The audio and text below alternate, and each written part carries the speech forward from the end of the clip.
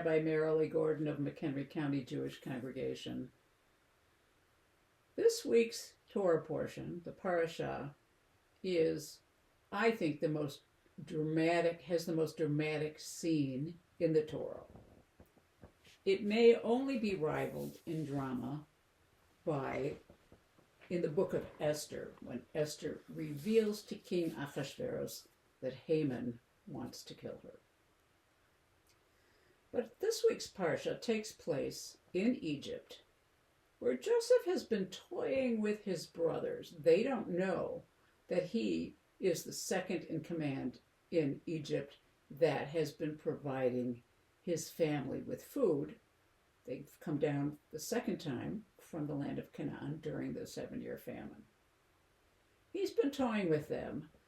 And finally, Judah, who seems to be the spokesperson here, even though he's not the oldest of the brothers, he gives a poignant speech, pleading with Joseph not to keep their brother Benjamin, that it would kill their father, because his father had 2 sons by his favorite wife, and one disappeared years ago, and this one, they promised him that they would come back with him, and Judah said, "Take me, keep me, but send Benjamin back for my father's sake." And this finally, to hear this, turned something in Joseph's heart. And he stopped playing with his brothers, and he revealed himself to them and said, "You're all safe now, because, first of all, I don't blame you for selling me into Egypt. It really was God who is running things, because he sent me down here for me to be able to provide for you and for so many others during this famine. So I'm not angry with you." And they weep on each other's shoulders, and they're reconciled. So the 2 things that we see here that really speak to me is, first of all, that Judah has really matured. Some years back, when Joseph was sold into slavery by all the brothers, Judah didn't hesitate. He didn't want to kill Joseph, but he didn't hesitate to get rid of him. But now he's gone through a lot of life experience, and he really feels for his father. He's experienced his father's grief.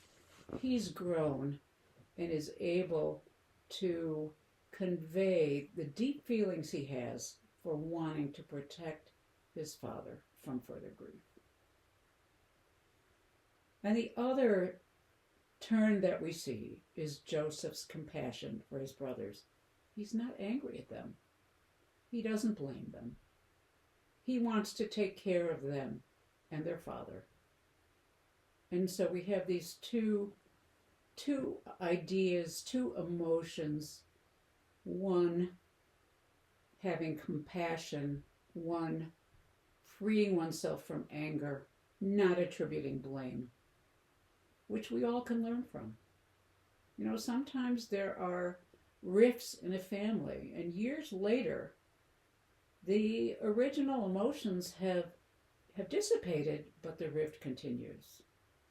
Maybe this is a good week for us to think about, are there people that we've grown away from, or that we've actually held a grudge with, that we could say, okay, I understand they were coming from a place that I wouldn't want to be in, and I forgive them.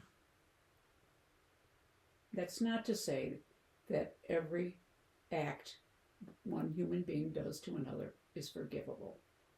But it is a chance for us in reading this parsha to ask ourselves, are there some rifts that I could now heal within my family, within my group of friends? But I also recommend to you that you read these chapters. Chapter 44, chapter 45 of the book of Genesis, just for the beauty and the